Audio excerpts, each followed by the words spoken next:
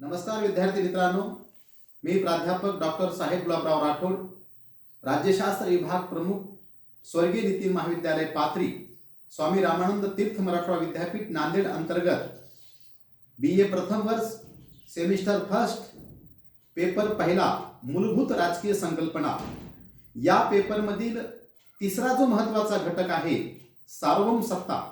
विद्यार्थी मित्रांनो, आज या घटकावर आपण चर्चा करणार आहोत। लक्षात आलं का? कोणत्या घटकावर? सार्वभौम सत्ता। सार्वभौम सत्ता हा राज्याचा अतिशय महत्त्वाचा आवश्यक घटक आहे। विद्यार्थी मित्रांनो, आपणास माहिती आहे राज्याचे 4 आवश्यक घटक असतात। त्याच्यामधला पहिला घटक आहे लोकसंख्या, दुसरा भूप्रदेश, तिसरा सरकार आणि चौथा सार्वभौमत्व। सार्वभौमत्व हा राज्याचा अतिशय महत्त्वाचा घटक आहे। असं म्हणतात की राज्याचा आत्मा जर कुठला घटक असेल तर तो घटक आहे सार्वभौम सत्ता।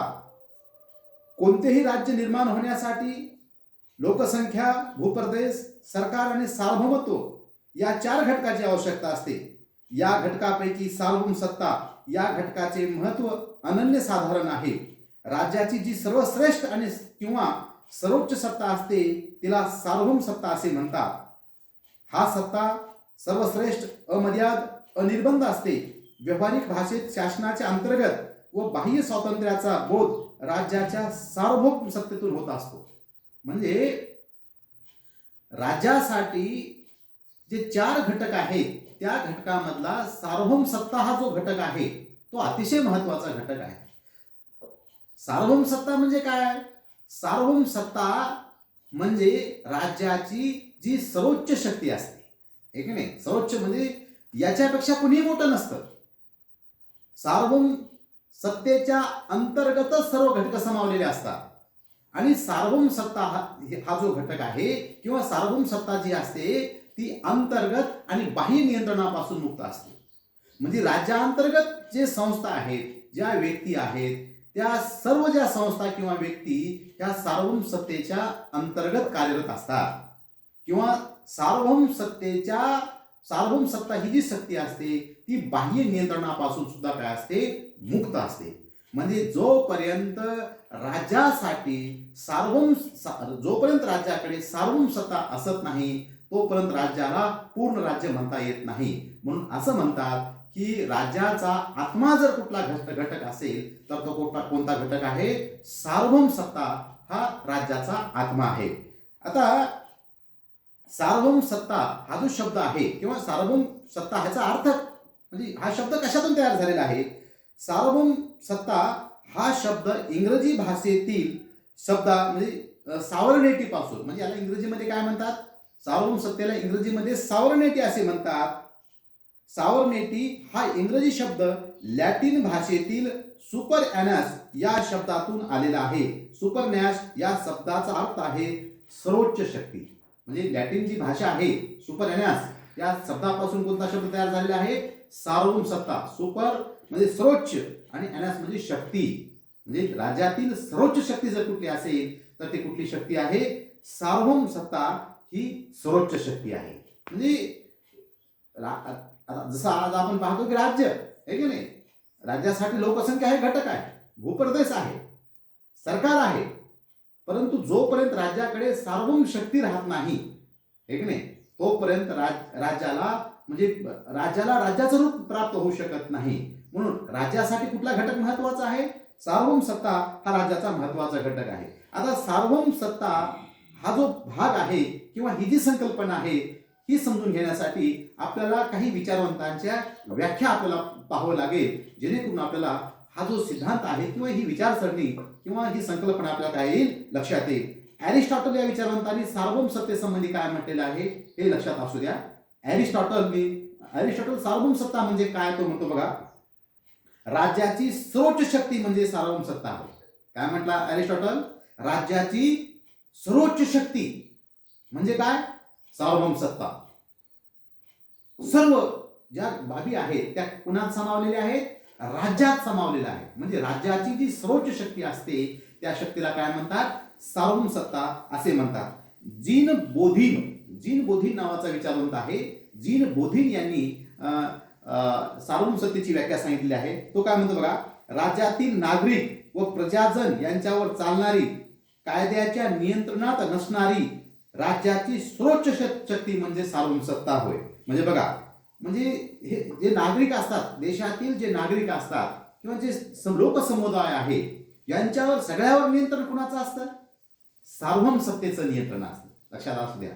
म्हणजे देशामधील कितीही मोठा पदावरील व्यक्ती असला किंवा कोणत्याही संस्थेमधला एखादा उच्चभ्रू व्यक्ती असला, तो सार्वभौम शक्तीच्या वर नाही येतो. प्रधानमंत्री पद असेल किंवा राष्ट्रपती पद असेल, हे सर्व कुणाच्या अंतर्गत आहे? सार्वभौम शक्तीच्या अंतर्गत आहे. म्हणजे कायद्याचं नियंत्रण देखील कुणावर नसतंय?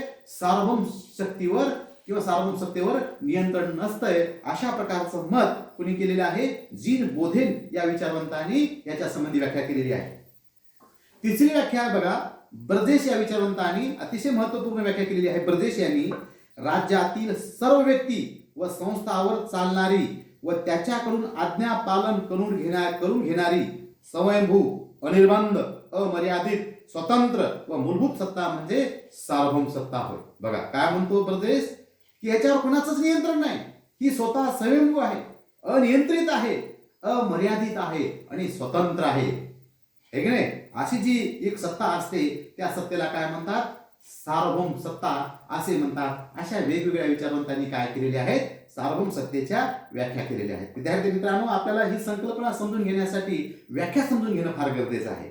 आता बघा, सार्वभौम सत्तेची वैशिष्ट्ये लक्षात घेणं गरजेचं आहे. या सार्वभौम सत्ता समजून घेण्यासाठी तुम्हाला सार्वभौम सत्तेचे वैशिष्ट्य समजून घेणं गरजेचं आहे. एकदा तुम्हाला सार्वभौम सत्तेची वैशिष्ट्ये लक्षात आली की सार्वभौम सत्ता ही संकल्पना तुम्हाला समजून येईल. आता तुम्हाला पहिला मुद्दा हा तुमच्या लक्षात आला असेल की सार्वभौम सत्ता म्हणजे काय. आपण सुरुवातीला सांगितलं, सार्वभौम सत्ता म्हणजे राज्यातील सर्वोच्च शक्ती होय. एका वाक्यात त्याचा अर्थ समावलेला आहे. सार्वभौम सत्ता म्हणजे काय? राज्यातील जी सर्वोच्च शक्ती असते ती शक्ती म्हणजे कोण आहे? सार्वभौम सत्ता. सार्वभौम सत्तेच्या आतच सर्व आहे, बाहेर काही नाही. आणि ही सार्वभौम सत्ता अंतर्गत आणि बाह्य नियंत्रणापासून काय असते? मुक्त असते. अंतर्गत जे देशांतर्गत त्याच्यावर कुणाचं नियंत्रण असतं आणि बाहेरून बी त्याच्यावर त्याला कोणी आदेश देऊ शकत नाही. अशा प्रकारची जी शक्ती असते त्या शक्तीला काय म्हणतात? सार्वभौम सत्ता असे म्हणतात. आता याचं पहिलं वैशिष्ट्य आहे, सार्वभौम सत्तेचं पहिलं वैशिष्ट्य आहे सर्वश्रेष्ठता. पहिलं वैशिष्ट्य कोणतं आहे सार्वभौम सत्तेचं? सर्वश्रेष्ठता हे पहिलं वैशिष्ट्य. म्हणजे सार्वभौम शक्ती ही जी आहे ही राज्यात काय आहे? सर्वश्रेष्ठ आहे. याच्यापेक्षा कोणी मोठं नाही. राज्यामध्ये काय आहे? सार्वभौम शक्ती काय आहे? सर्वश्रेष्ठ आहे. सार्वभौम सत्ता राज्यातील एकमेव सर्वश्रेष्ठ सत्ता असते. राज्यातील सर्व व्यक्ती, समूह व संस्था सार्वभौम सत्तेच्या नियंत्रणाखाली असतात.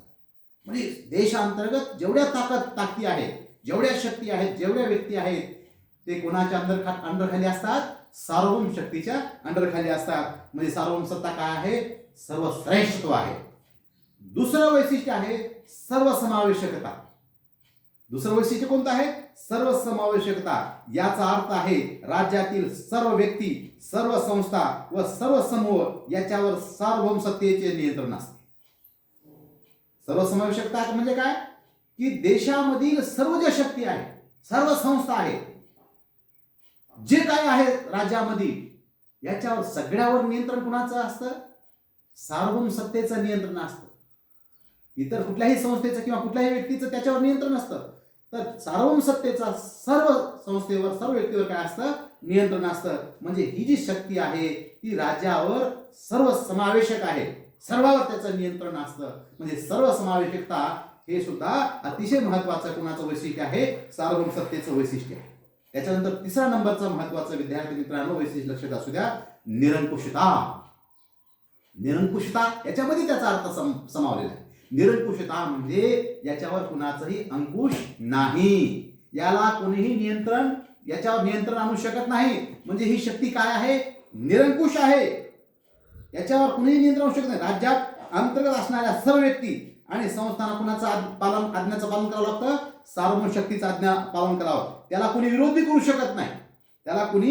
करू शकत नाही. सार्वभौम सत्तेला काही मर्यादा आहेत, रूढी परंपरा प्रथा, पण ते त्याने लादून घेतलेले आहेत. म्हणजे ही जी शक्ती आहे सार्वभौम शक्ती, ही शक्ती कशी आहे? अनियंत्रित शक्ती आहे, याच्यावर कुणाचाही अंकुश नाहीये. त्याच्यानंतर चौथा वैशिष्ट्य आहे बघा विद्यार्थी मित्रांनो, अदायत्व. चौथा कोणता वैशिष्ट्य? अदायत्व. अदायत्व म्हणजे काय? कोणालाही देता येत नाही, ही अदाय शक्ती आहे. अदायत्व म्हणजे काय? कुणालाही देता येत नाही, हे की नाही? जसं व्यक्तीसाठी आपला आत्मा हे काय आहे? अतिशय प्यारी वस्तू आहे की नाही? जीव महत्वाचा आहे की नाही आपल्यासाठी? आणि व्यक्तीने जर एखाद्याला जीव दिला तर ती शक्ती संपुष्ट जाईल ना. तशी सार्वभौम शक्तीसाठी सार्वभौम सत्ता जी आहे ती कुणालाही देता येत नाही. सार्वभौम ताकद देता येईल का कुणाला? राज्याची ताकद देता येईल का कुणाला? आणि ताकद दिल्यावर मग राज्यात राहिले काय? म्हणजे काय आहे? ही शक्ती कुणालाही देता येत नाही. ही म्हणजे काय आहे? ती अदायत्व आहे, कोणालाही देता येत नाही. हे राज्याचं अतिशय ह्या सार्वभौम सत्तेचं महत्वाचं वैशिष्ट्य आहे. त्याच्यानंतर पाचवा वैशिष्ट्य अविभाज्यता. पाचवा कोणता वैशिष्ट्य आहे? अविभाज्यता. म्हणजे काय? अविभाज्यता म्हणजे याचं विभाजन होत नाही. आलं का लक्षात? काय होत नाही? सार्वभौम शक्तीचं विभाजन होत नाही, ती स्वयंभू आहे, त्याच्यात एकत्व आहे. त्याचे तुकडे होईल का? त्याचे राज्याचे तुकडे राज्य राहील का? आणि जर तुकडे झाले तर दुसरा एक सार्वभौम सत्ता निर्माण होईल. जसं भारत आणि पाकिस्तान, भारत आणि दोन तुकडे झाले, किंवा इकडं मग पाकिस्तान एक वेगळी सार्वभौम शक्ती निर्माण झाली आणि भारत एक स्वतंत्र राज्य निर्माण झालं. म्हणजे या शक्तीचं काय होत नाही? विभाजन होत नाही. विभाजनच झालं तर ती एक स्वयंपूर्ण ताकद ती निर्माण होते, ती एक स्वतंत्र सार्वभौम शक्ती निर्माण होते. म्हणजे काय? याचं विभाजन होत नाही. त्याच्यानंतरचं महत्वाचं वैशिष्ट्य आहे चिरंतनता. चिरंतन म्हणजे काय? अमरत्व. म्हणजे काय? अमरत्व. मृत्यू पावत नाही, संपुष्टात येत नाही. ही शक्ती कशी आहे? चिरंतन ही शक्ती आहे. सार्वभौम सत्ता स्थायी म्हणजे चिरंतन असते. सार्वभौम सत्ता राज्याचा आत्मा आहे, ती नष्ट झाली तर राज्यही नष्ट होईल. जोपर्यंत राज्य अस्तित्वात आहे तोपर्यंत सार्वभौम सत्ता कायम राहते, ती सतत टिकणारी असते. सार्वभौम सत्ता असते असेपर्यंत राज्याचे अस्तित्व कायम राहते. म्हणजे एक चिरंतन ही शक्ती आहे. आणि त्याच्यानंतरचा सातवा वैशिष्ट्य आहे एकता. सार्वभौम सत्ता ही राज्यातील एकमेव सर्वश्रेष्ठ सत्ता असते. तिला राज्यात कायदे करण्याचा व त्यांना लागू करण्याचा अधिकार असतो. कायद्याची अंमलबजावणी करताना राज्यातील प्रत्येक व्यक्ती आणि संस्थावर सार्वभौम शक्ती करू शकते. अशा रीतीने सार्वभौम सत्ता राज्यात एकता व एकात्मता निर्माण करू शकते. म्हणजे अशा प्रकारे चिरंतनता, अदायत्व, स्थायित्व ही सर्व कशाची वैशिष्ट्ये आहेत? सार्वभौम सत्तेचे वैशिष्ट्य. विद्यार्थी मित्रांनो, आपणाला लक्षात असलं पाहिजे की आपल्या मूलभूत राजकीय संकल्पना या पेपरमध्ये अतिशय महत्वाचा हा घटक आहे. कोणता? सार्वभौम सत्ता. आणि सार्वभौम सत्ता म्हणजे काय, त्याचा अर्थ, त्याच्या व्याख्या आणि त्याची वैशिष्ट्ये याच्यावर आपण सविस्तर या ठिकाणी चर्चा केलेली आहे. विद्यार्थी मित्रांनो, नक्कीच हा भाग आपल्याला समजला असेल अशी मला खात्री आहे. या ठिकाणी मी थांबतो. धन्यवाद.